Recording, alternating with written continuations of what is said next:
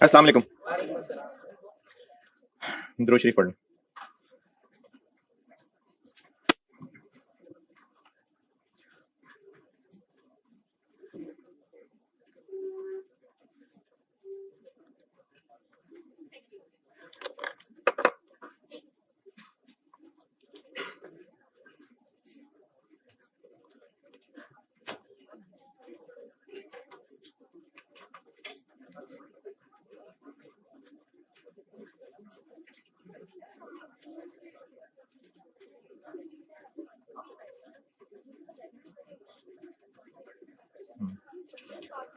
अच्छा, आईआरआर की कल कैलकुलेशन बताई थी और रिक्वायर्ड रिटर्न और एक्सपेक्टेड रिटर्न पे जो घूम रहे हैं वो बताता हूं और रीजन बताता हूं कि 8 और 12 क्यों लिया था, 10 और 20 क्यों लिया था। और अगर जानना चाहें तो आईआरआर कैलकुलेशन का जो फार्मूला है उसकी भी थोड़ी बहुत साइंस बता दूंगा। अगर किसी शॉप पे, किसी इलेक्ट्रॉनिक्स की शॉप पे कोई डिवाइस खरीदनी है, अच्छा, अब उस शॉप पे मुख्तलिफ प्राइस रेंज के मुख्तलिफ प्रोडक्ट्स पड़े हुए हैं, हर एक के अलग अलग फीचर्स हैं। एक कस्टमर जाता है, उसको वो फीचर पसंद नहीं आते, छोड़ देता है। किसी और कस्टमर को फीचर पसंद आ जाते हैं तो वो खरीद लेता है। तो क्यों पहले वाले ने क्यों छोड़ दिया, दूसरे वाले ने क्यों खरीद लिया? जो नहीं, वर्ड चेंज कर लेता हूं। पहले की जो रिक्वायरमेंट थी वो उसको पूरी होती नजर नहीं आ रही थी तो छोड़ दिया। दूसरे की रिक्वायरमेंट पूरी होती नजर आ रही थी, उसने खरीद लिया। तो प्रोडक्ट तो वही थे, रिक्वायरमेंट्स का फर्क था। ये जो अब तक हमने सवाल किया जिनमें एक नया प्रोडक्ट लॉन्च करना है, नया प्लांट खरीदना है, नई फैक्ट्री लगानी है, तो अगर ये अल्फा लिमिटेड का सवाल है और वो एक नई फैक्ट्री लगाना चाह रहे हैं तो दुनिया में ये काम अल्फा लिमिटेड ही कर सकता था बस। यानी नए प्रोजेक्ट का लगाना, नया प्रोडक्ट लॉन्च करना, प्लांट सेटअप करना, ये दुनिया में बस वही एक इन्वेस्टर कर सकता होगा, और भी लोग कर सकते होंगे। मैं अच्छा, ये हो क्या रही है बात, मैं आपको आईआरआर जो मैंने एक्सपेक्टेड रिटर्न कहा था, एनपीवी, रिक्वायर्ड रिटर्न, इनका कुछ रिलेशन समझाने की कोशिश कर रहा हूं। अगर बात बन गई तो, और अगर नहीं बनी तो करना चाहिए। कुछ पॉसिबल प्रोजेक्ट्स हैं, एबीसीडी कह देता हूं मैं इनको। कोई भी इन्वेस्टर कर सकता है इन प्रोजेक्ट्स को। एक प्रोजेक्ट ए है, एक प्रोजेक्ट बी है, सी है, डी है और ई है। ये 5 प्रोजेक्ट्स हैं। कोई भी इन्वेस्टर इनको कर सकता है।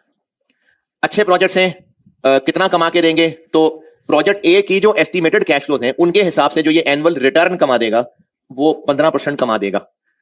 क्या कहेंगे इस 15% को? ये आईआरआर है। ये इस प्रोजेक्ट का आईआरआर है, यानी ये प्रोजेक्ट इतने परसेंट, जो भी इन्वेस्टर इस प्रोजेक्ट को करेगा, ये प्रोजेक्ट को ये फायदे देगा, तो 15% रिटर्न कमा के देगा। प्रोजेक्ट बी का आईआरआर है 18%, प्रोजेक्ट सी का आईआरआर है कितना कर लें, चलें ठीक है 11%, डी का कितना कर लें, 7 कर लें, चलें 17%, ई का कितना कर लें, बता ही नहीं रहे यार,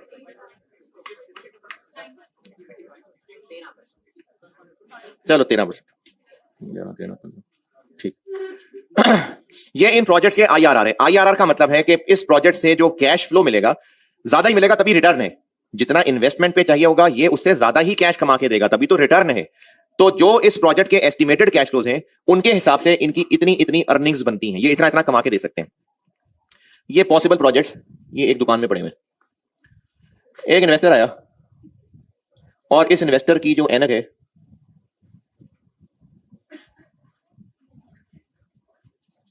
इस एनक पे रिक्वायर्ड रिटर्न लिखा हुआ है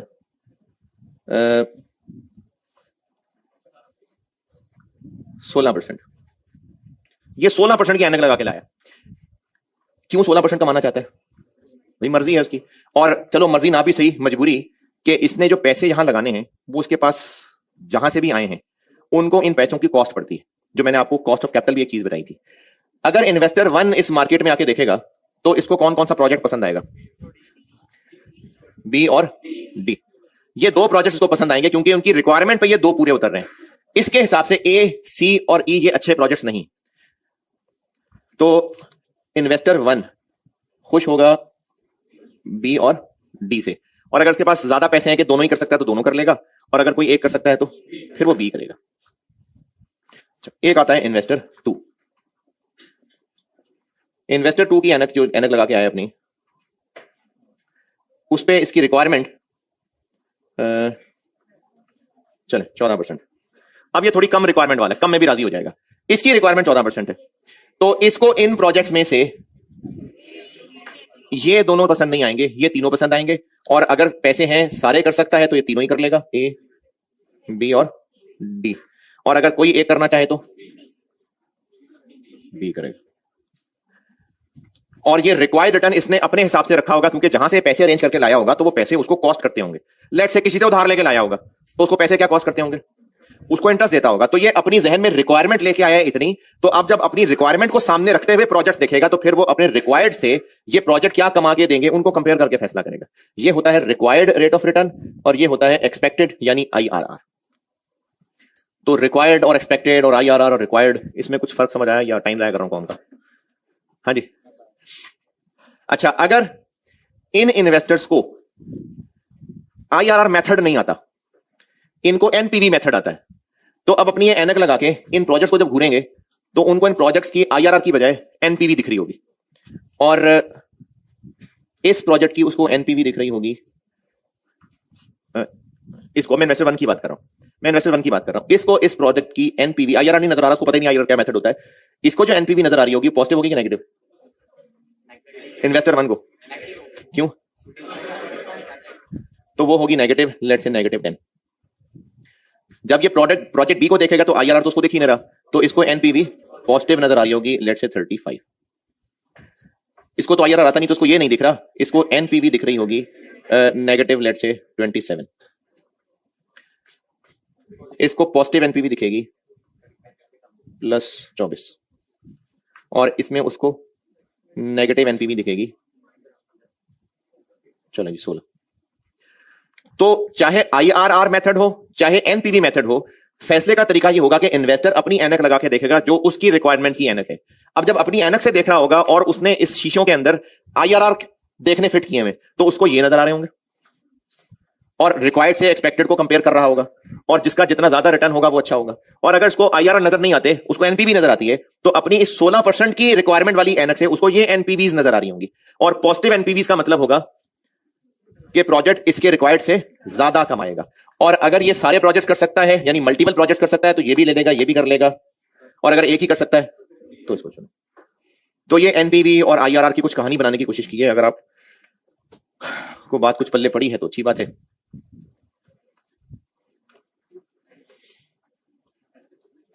अच्छा, अगर आप लिख रहे हैं इसमें सारे डब्बे बना लेंगे तो कुछ ना कुछ लिखना कि क्या किया था मैंने।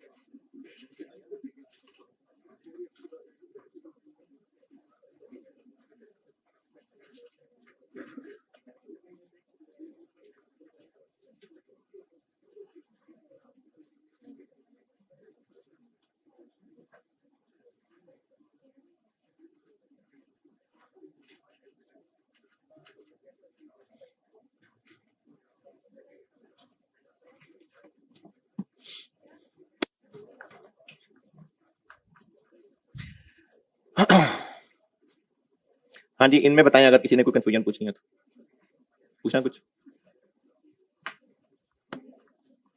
अच्छा, अब जवाब देता हूं कि वो जो मैंने 20 और 12 यूज किया था, तो फिर 20 क्यों, कोई और क्यों नहीं किया? ये भी नॉलेज के लिए बात है। कोई एक सवाल ले लेते हैं, वही ऑटम 17 वाली फिगर्स बता दें। 0 1 2 3 4 नेट कैश फ्लोज बताएं पहले।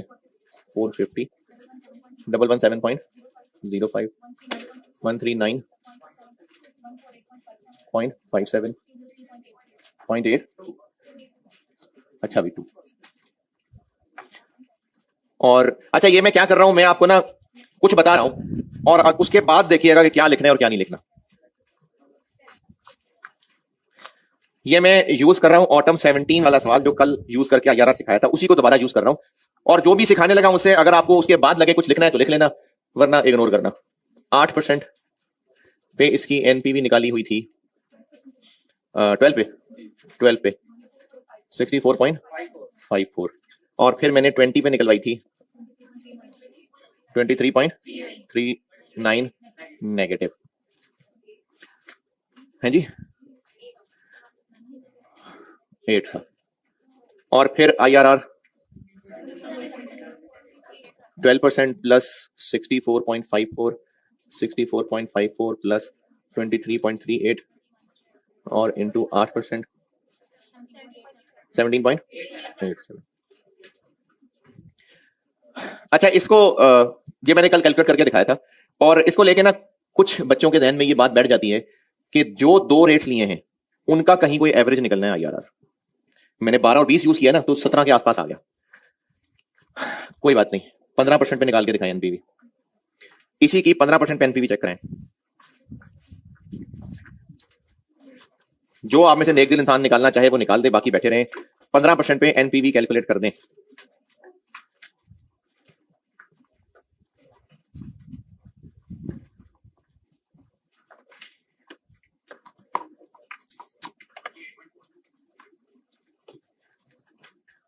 कितनी? 28.49 पॉजिटिव।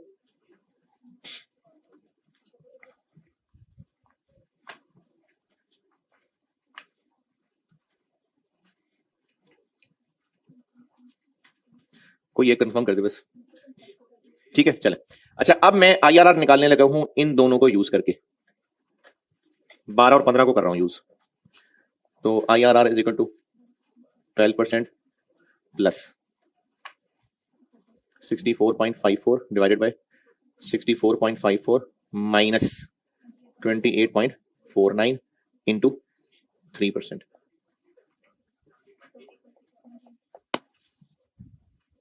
तो अब देखें 12 और 15 यूज किया था मैंने, फिर भी वही 17 आ गया। तो इसलिए जो भी रेट्स यूज करेंगे उनके दरमियान में नहीं निकलेगा आंसर लाजमी। और इसकी पेपर की मार्किंग कंप्यूटर ने नहीं करनी, इंसान ने करनी है। तो एक तो ये पता चल रहा है कि अगर पेपर में बैठ के किसी ने 20% लिया होगा तो उसका आंसर कुछ और आ रहा होगा, किसी ने 15 लिया होगा तो आंसर कुछ और आ रहा होगा। आपको नंबर इस प्रोसीजर के मिलेंगे। अगर कोई 12 और 25 यूज कर लेगा उसका आंसर और डिफरेंट आ जाएगा, आएगा 17 से ही आगे पीछे, 16 कुछ आ जाएगा, 18 कुछ आ जाएगा, 35 नहीं आएगा। हो सकता है कोई 10 और 20% यूज कर रहा हो सकता है कोई 8 और 15% यूज कर रहा हो। तो कोई से भी 2 रेट यूज कर ले, IRR सही आएगा।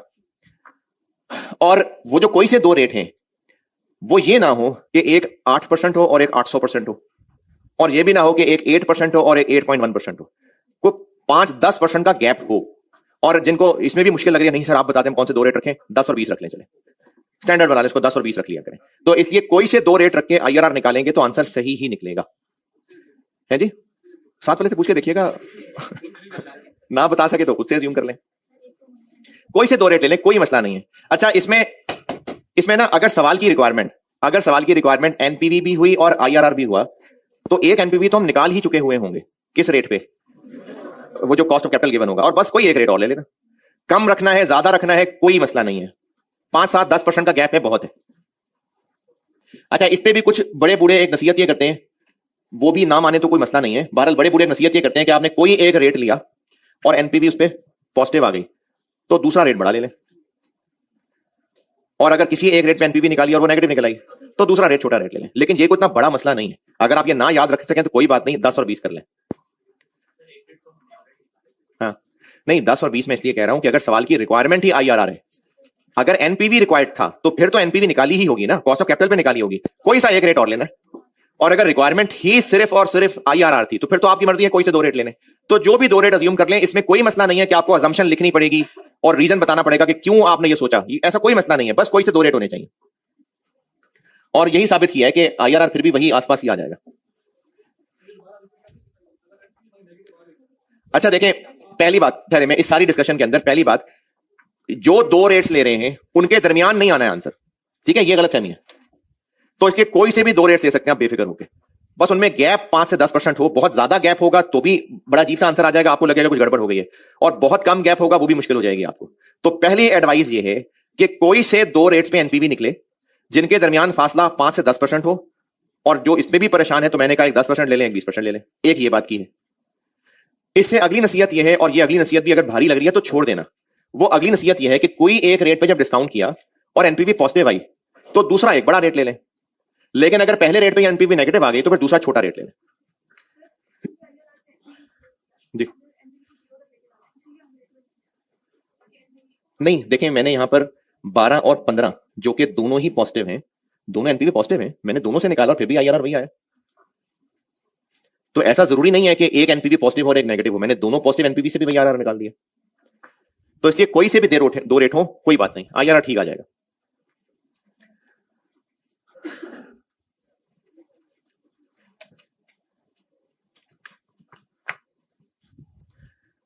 अच्छा, अब अगली बात, ये तो शदीद ही किस्म के जो शौकीन लोग हैं उनको बता रहा हूं, अवामुन नास के लिए नहीं है।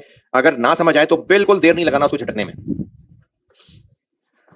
बहुत दूर की सिर्फ एक नॉलेज के लिए बता रहा हूं। ना समझ आए तो कोई बात नहीं है, बिल्कुल उसका कोई है ही नहीं ताल्लुक, आपको लाजमी समझ आना चाहिए था।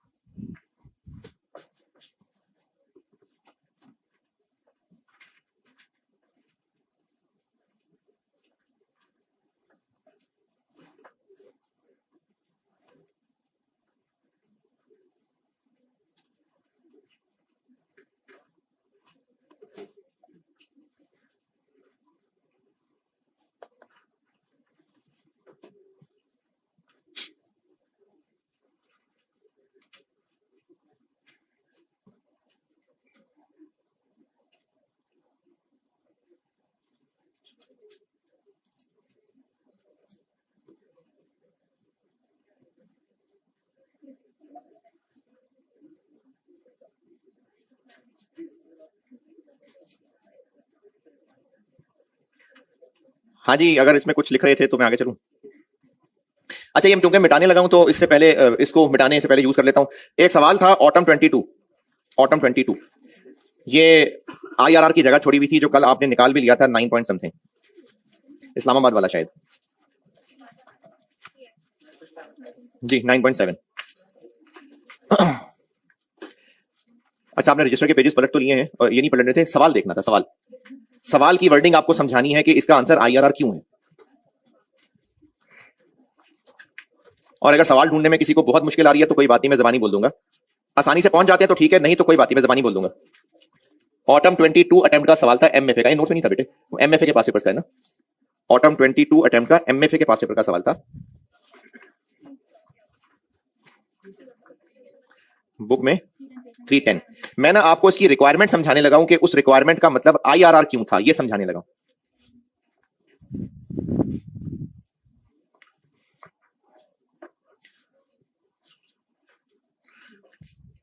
पहुंचे सवाल पे? अच्छा, पहले मेरी बात सुनिएगा फिर वहां पढ़िएगा।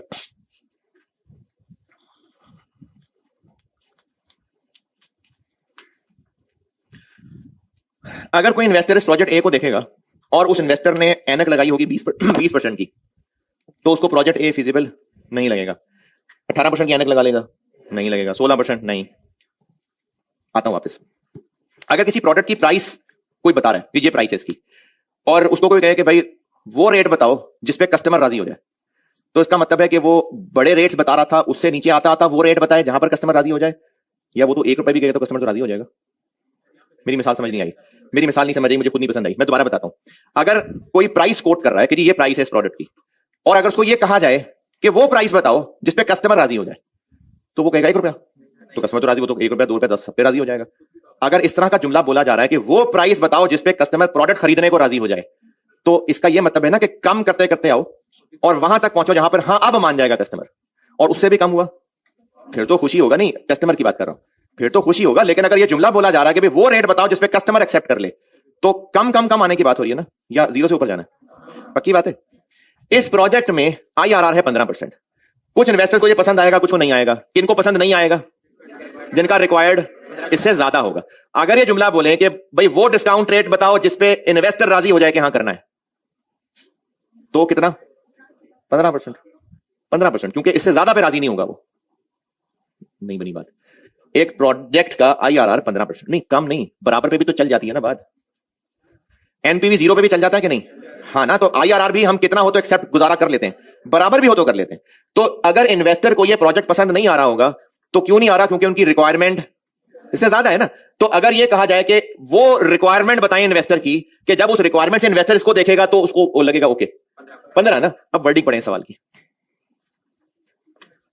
डिटरमिन दी वो डिस्काउंट रेट बताएं कि जिसपे इस प्रोजेक्ट का लॉन्च करना फीजिबल लगेगा, तो IRR निकालना था इसलिए। हाँ जी ठीक है, इसलिए IRR निकालना था। क्या जी? मैं दफा भी बता सकता हूं, बताना आता है। दोबारा पूछें, सॉरी।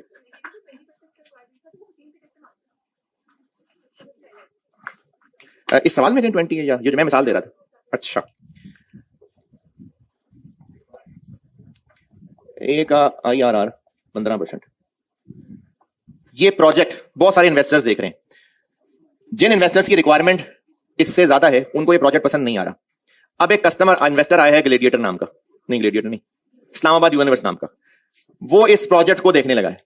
तो सवाल वाला आपसे ये पूछ रहा है कि उस इन्वेस्टर की क्या रिक्वायरमेंट होगी कि उसको ये पसंद आ जाएगा। 15 होगी तो आ जाएगा, 15 से ज्यादा होगी तो वो भी रिजेक्ट कर देगा। ये कह रहा था। अच्छा जी, ये IRR का जो ये फार्मूला है ना, देखें जो भी रेट्स यूज किए वहीं तक पहुंच जाता है ना, तो कुछ तो जादू हो रहा है। तो वो जादू आपको मैं समझा रहा हूं, फिर बता रहा हूं।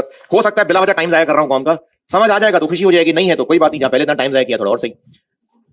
अगर हम प्रोजेक्ट के जो एस्टिमेटेड कैश फ्लोज हैं उनकी NPV 15% पे निकालते हैं और उस प्रोजेक्ट का वैसे अपना IRR 15 से ज्यादा है, तो NPV पॉजिटिव आएगी नेगेटिव आएगी? लंबा जुमला हो गया। IRR ज्यादा हो, रिक्वायर्ड रेट कम हो, तो NPV पॉजिटिव आएगी।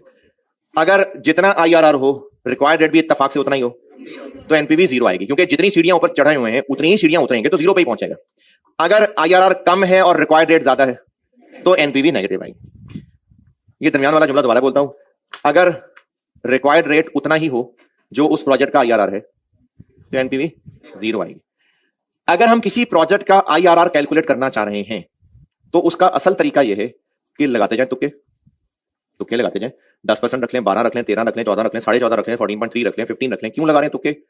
ताकि हमें इत्तेफाक से वो डिस्काउंट रेट मिल जाए जहां NPV 0 है। क्योंकि हमने सीखा कि अगर प्रोजेक्ट की डिस्काउंटिंग करके NPV जिस रेट पे निकालें इत्तेफाक से वो वही रेट हो जो उस प्रोजेक्ट का अपना IRR है, तो NPV कितनी आ जाएगी? 0। ये उस अच्छा, इसको कुछ लोग याद रखते हैं जी IRR वो जिसमें NPV 0 आ जाए। नहीं, IRR वो नहीं है जिसमें NPV 0 आ जाए। IRR तो है जो प्रोजेक्ट रिटर्न कमा के देगा।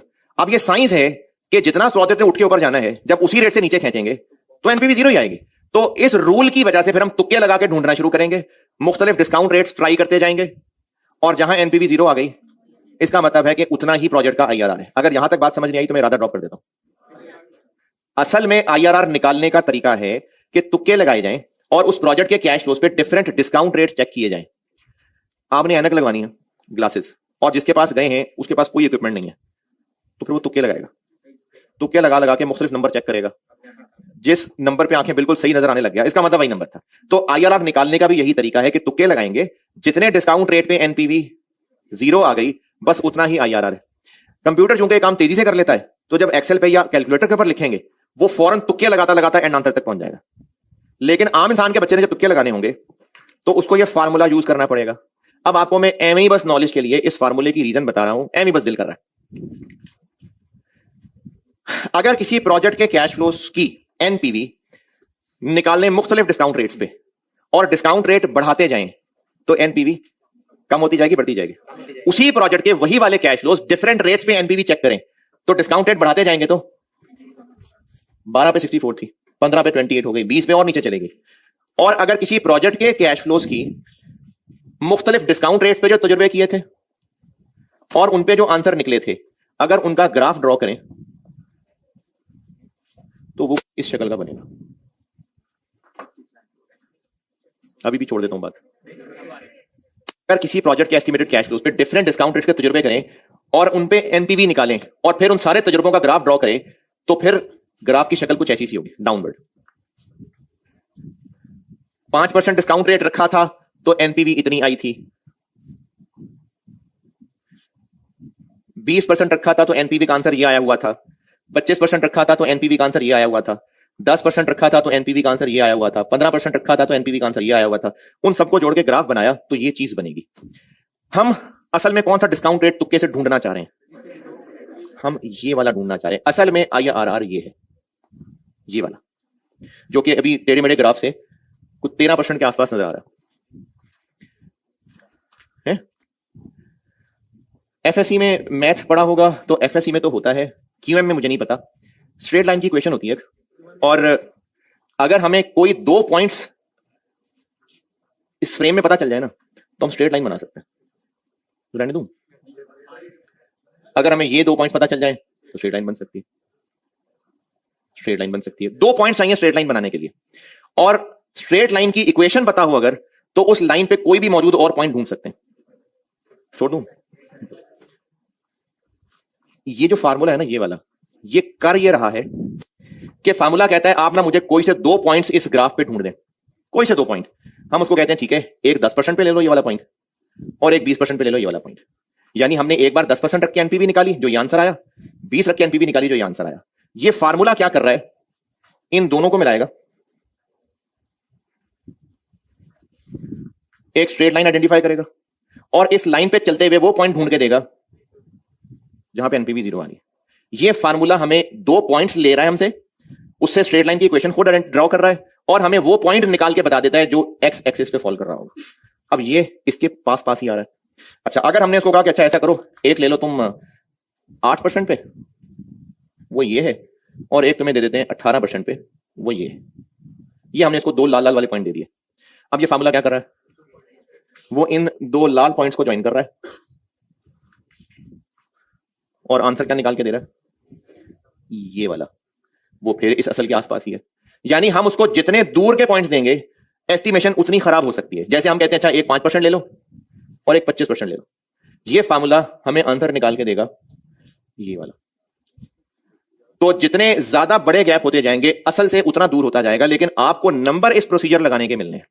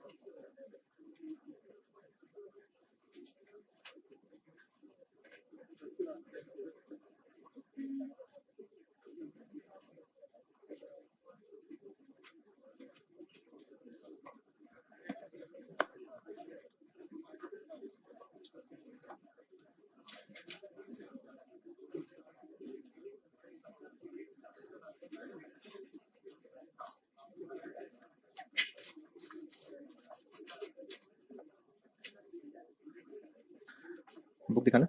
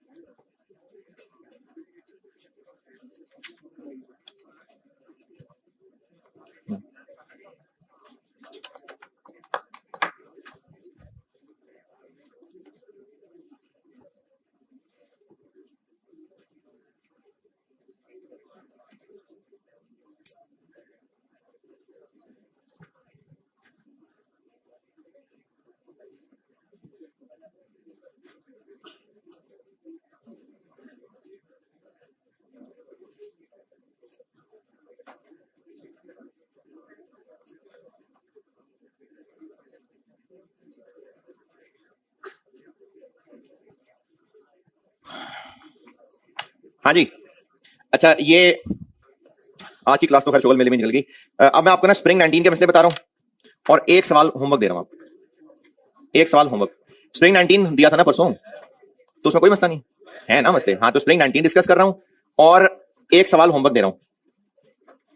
होमवर्क है जी एमएफए के पास पेपर्स का स्प्रिंग 22 अटेम्प्ट का सवाल है। स्प्रिंग 2022 अटेम्प्ट का सवाल है। बुक जिन्होंने ले ली हुई है उसमें था ये प्रैक्टिस क्वेश्चन 21 है शायद, देखें। Comfort wear limited. और जिन्होंने किताब नहीं खरीदी वो रिजल्ट का इंतजार कर रहे हैं, तो वो ना किसी से इसका सोल्यूशन की पिक्चर ले लेना, क्योंकि आई कैप वाला सोल्यूशन बड़ा मुश्किल सा किया होता है। एंड आंसर वही होता है लेकिन बहुत मुश्किल सा किया होता है। तो इसलिए जिस तरह से आपको सिखाया है उस फॉर्मेट पे सोल्यूशन बना के बुक में डाला हुआ है मैंने।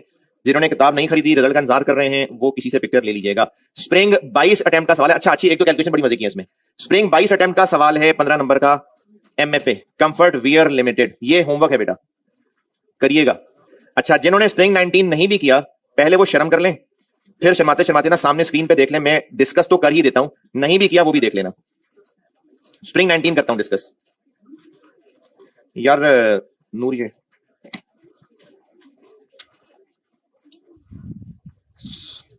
स्प्रिंग 19 बुक में नहीं है भाई।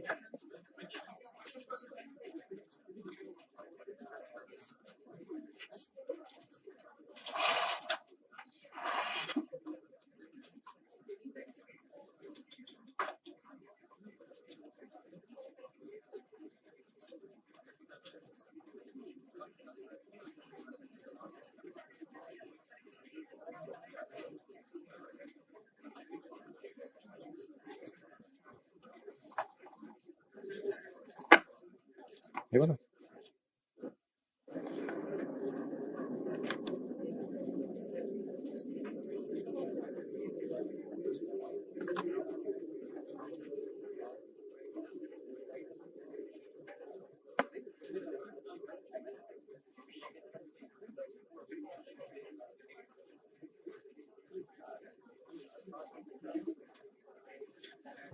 स्प्रिंग 19 में मसले होंगे। दो दिन पुरानी बात है तो एक नजर मार लें सवाल पे, ताकि मैं डिस्कस कर रहा हूं तो समझ पाए ना।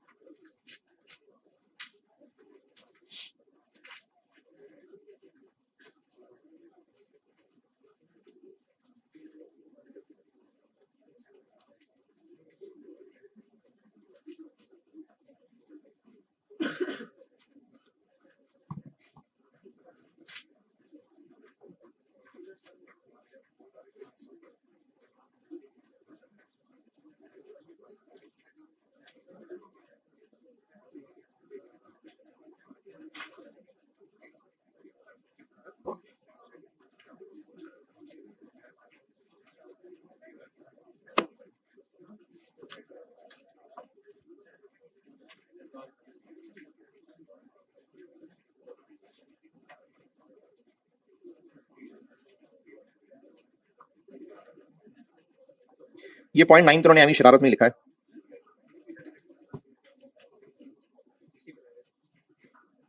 टेम्पररी डिफरेंस, ये क्या जरूरत है एमएफए के बच्चों से बात करने की? बल्कि एमएफए क्या, ये जिस दौर का सवाल है उसमें कॉस्ट में होता था ये चैप्टर। हाँ जी, जिन्होंने किया है चले, ये जो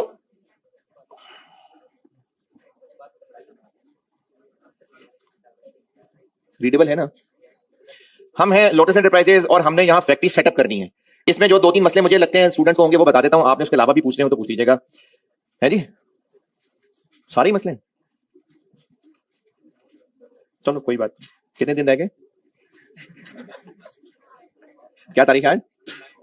9 अक्टूबर। 28 को है, 28 को है ना। हाँ, बस 19 दिन की बात है। चले, तो हम लोटस एंटरप्राइजेज हैं, हमने एक फैक्ट्री सेटअप करनी है। इसमें 2-3 मसले जो नॉर्मली होते हैं वो बता रहा हूं। सबसे पहले, बल्कि सोल्यूशन की तरतीब से चल लेता हूं। ये आपने ना बचपन में मतलब कॉस्ट में सीवीपी पे ये चीज सीखी हुई है कि जब एक साल की फिगर्स, टोटल फिगर्स से अगले साल जंप करना हो तो जो सेल्स या वेरिएबल चीजें होती हैं उनमें इनटू प्राइस चेंज भी लगता है और क्वांटिटी चेंज भी लगता है, जबकि फिक्स्ड खर्चों में सिर्फ प्राइस चेंज चलता है। तो जो आपको सेल्स वाला पॉइंट दिया हुआ है, इसमें सेल्स डिमांड यानी क्वांटिटी 5% बढ़ेगी और प्राइस 8% बढ़ेगी। तो अब आपको जो ईयर 1 की टोटल 500 मिलियन की सेल्स दी हुई है, इनसे आगे जाने के लिए 1.05 भी होगा और 1.08 भी होगा। एक तो ये बात थी। तो ये सेल में 1.05 भी है और 1.08 भी है। इस पे कोई एतराज? रॉयल्टी सिंपल है, सेल्स का 15%, तो वो इसी के ऊपर 15% आ गई। अच्छा, इसी तरह जो वेरिएबल प्रोडक्शन कॉस्ट है, वो चूंकि वेरिएबल है तो उसमें भी बिल्कुल इसी तरह से वॉल्यूम चेंज और इन्फ्लेशन दोनों लगनी है। हाँ, इसमें अब एक 0.4 समझाता हूं। इसमें लोगों को एक मसला ये हो सकता है कि आपने तो पहले बताया था फिक्स कॉस्ट में डेप्रिसिएशन शामिल नहीं होती। बिल्कुल बताया था। अगर आपको अलग से फिक्स कॉस्ट की अमाउंट दी हुई है, बस वैसे ही फिक्स कॉस्ट, तो बाय डिफॉल्ट उसमें डेप्रिसिएशन शामिल नहीं है। लेकिन अगर आपको कह रहे हैं कि टोटल कॉस्ट 400 मिलियन है, इसमें से फिक्स कॉस्ट 50 मिलियन है, तो अब डेप्रिसिएशन इससे बाहर थोड़ी होगी, अब तो वो इसके अंदर है। देखें, अगर ये लाइन ना लिखी हो ना, वैसे कहा हो कि फिक्स कॉस्ट 50 मिलियन है, तो बस फिर वो फिक्स बगैर डेप्रिसिएशन के। लेकिन अगर पूरी इतनी है, इसमें से फिक्स इतनी है, तो डेप्रिसिएशन इसके अंदर है या वो इससे बाहरी साइड पे पड़ी है? वो इसके अंदर ही है। अब इसलिए इसमें से जो 50 मिलियन फिक्स्ड है, अब वो डेप्रिसिएशन इंक्लूसिव फिगर है। तो पॉइंट नंबर 4 की वर्डिंग में लिखा हुआ है कि 75% ऑफ सेल्स वो कॉस्ट है और फिर उस कॉस्ट में से फिक्स्ड इतनी है। तो अब चूंकि सेल्स का जब 75% लेंगे, ईयर 1 है, जैसे 500 मिलियन का 75% लें, 375। चूंकि ये टोटल आ गई है, अब इसमें से फिक्स्ड और वेरिएबल ये 50 है, तो फिर ये 325 है। डेप्रिसिएशन इन्हीं के अंदर ही है फिर कहीं, या इसके अंदर है या इसके अंदर है, तो फिर डेप्रिसिएशन इसके अंदर है। डेप्रिसिएशन और फिर अदर्स, तो इस वजह से डेप्रिसिएशन इसमें शामिल थी, क्योंकि टोटल के रस्ते से आया वो अंग्रेजी में। तो 50 में से हमें डेप्रिसिएशन माइनस करके बाकी अदर्स निकालनी पड़ेंगी और उनको फिर इन्फ्लेट करना पड़ेगा। और ये जो 325 वेरिएबल निकाल ली है, इसको फिर अगले साल में प्राइस चेंज भी और क्वांटिटी चेंज भी। तो एक ये पॉइंट था बताने वाला, वेरिएबल प्रोडक्शन और अदर फिक्स कॉस्ट। आप 50 में से डेप्रिसिएशन माइनस कर लें, तो फिर जो बाकी बचेगा उसको सिर्फ महंगा करना है, उसमें क्वांटिटी चेंज नहीं डालना। Sales, royalty, variable production cost और अदर फिक्स कॉस्ट में इशू। अच्छा, डेप्रिसिएशन, डेप्रिसिएशन अलग अलग हैं। जो प्लांट है उसकी डेप्रिसिएशन और अदर फिक्स एसेट्स, इनकी डेप्रिसिएशन 25% पे है और बिल्डिंग की 5% पे। और प्लांट और अदर की चूंकि एक जैसी है, तो इनको बेशक हम साथ मिला लेते हैं। तो प्लांट और अदर्स की डेप्रिसिएशन कैलकुलेट की है, ये कैलकुलेशन चूंकि अलग अलग की है, लेकिन लिख हम इकट्ठे दे दें, इसलिए मैंने टोटल का कॉलम भी बना लिया। नहीं बनाना, अलग अलग लिखनी, अलग अलग लिख दें। लेकिन ये 5 पे कैलकुलेटेड है और ये 25 पे कैलकुलेटेड है। तो चूंकि आपको 50 मिलियन किस साल की फिगर दी है, ईयर 1 की, तो फिर इसमें से डेप्रिसिएशन भी ईयर 1 वाली माइनस करेंगे ताकि अदर फिक्स कॉस्ट निकलें और फिर उस अदर को इन्फ्लेट करें। और आखिरी मसला इसमें नॉर्मली होता है लोगों को, लैंड। जब हम किसी प्रोजेक्ट के लिए कोई नया रिसोर्स खरीदने होते हैं, वो इन्वेस्टमेंट है। लेकिन अगर कोई ऑलरेडी खरीद चुके हुए थे, कितने का खरीदा था वो इररिलेवेंट है, अपॉर्चुनिटी कॉस्ट रेलेवेंट है। और उसकी अपॉर्चुनिटी कॉस्ट इसलिए रेलेवेंट होती है कि ये तो हमारे पास पहले था ना, तो अगर ना होता तो फिर क्या होता, तो इसलिए हम उसको भी एज अ कॉस्ट ला रहे होते हैं। तो इसलिए जितने की खरीदी थी लैंड इररिलेवेंट, लेकिन अब अगर होती तो कितने की होती, तो 60 की होती। आप इसको ऐसे, अब मैंने डिफरेंट एंगल बताया। इस 60 के बारे में ये भी कह सकते हैं कि 40 की थी तो वो तो थी, हमें फायदा है, लेकिन अगर ना होती तो फिर क्या होता, तो फिर हमें 60 की खरीदनी पड़ती, तो वो हम आउटफ्लो दिखाएंगे। और 60 की खरीद के बाद में फिर बेच देते, तो वो फिर हम आरबी दिखाएंगे। ये एंगल भी ठीक है और ये एंगल भी ठीक है कि हम इस प्रोजेक्ट की वजह से इस लैंड को बेच सकते थे, नहीं बेच सकेंगे, वो एज अ कॉस्ट ले रहे हैं। तो 40 का कुछ नहीं कर, 60 को 0 पे आउटफ्लो और एंड पे चूंकि लैंड ये फारिग हो जाएगी, तो 75 को एंड पे इनफ्लो। ये थे जी इस सवाल में समझाने वाली बातें। आपने कुछ पूछना है तो बता दें।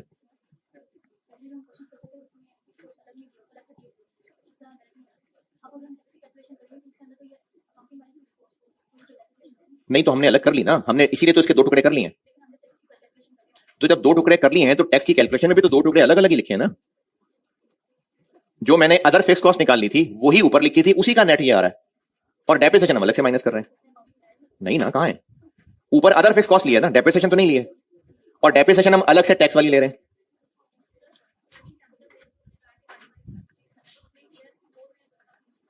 क्योंकि ईयर 4 में सारा वापस जो आ जाएगा, ईयर 4 में सारा 45, ये 35, ये 5 और ये 45 सारा ईयर 4 में वापस आ जाएगा।